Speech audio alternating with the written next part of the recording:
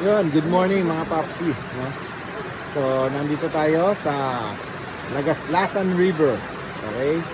So, welcome to Nats TV. Ito po ang ating charity rides, then side trip to Lagaslasan River. Sarap dito. Nature na nature talaga ang dating.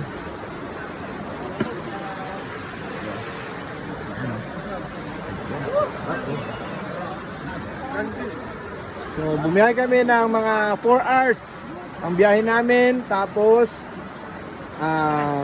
ito yung pupuntahan namin pagkatapos ng aming charity sa Lusakan Elementary School. Tapos, nandito kami sa river, Lagaslasan River. Napakasarap po. Running water. Running water siya. Okay. Nature na nature ang dating. So, welcome sa Nats TV, ang inyong lingkod, Edric.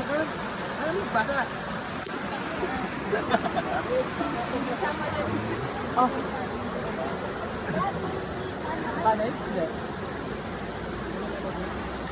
Kain natin, nandiyan na, meron, okay, meron mga baon, okay. Pasensya na kayo, hindi kami masyado nakapagbaon dahil may event kaming tinapos. Okay? So, sa mga followers ko, please like and share. Subscribe po sa YouTube channel ko, Nats TV. Okay? So, napakaganda ng aming napuntahan.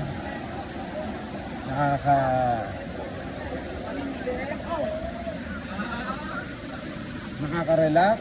Wow. Sarap ng Saka murang-mura lang. Yung cottage nila 300 lang. Okay.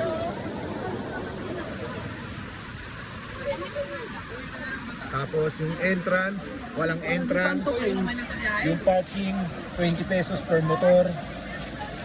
Yung gasolina namin, pumunta kami rito, galing kami Bulacan. Pagdating dito,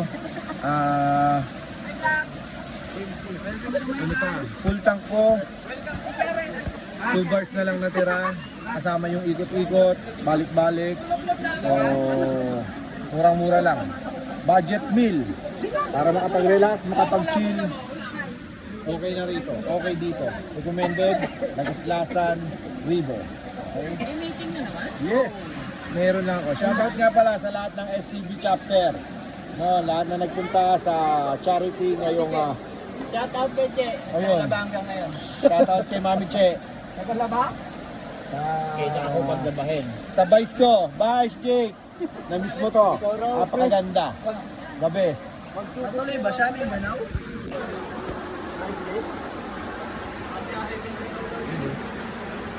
Grabe dito, nature na nature ang dating. So, thank you for watching Nats TV. Mag-upload din ako ng mga next video.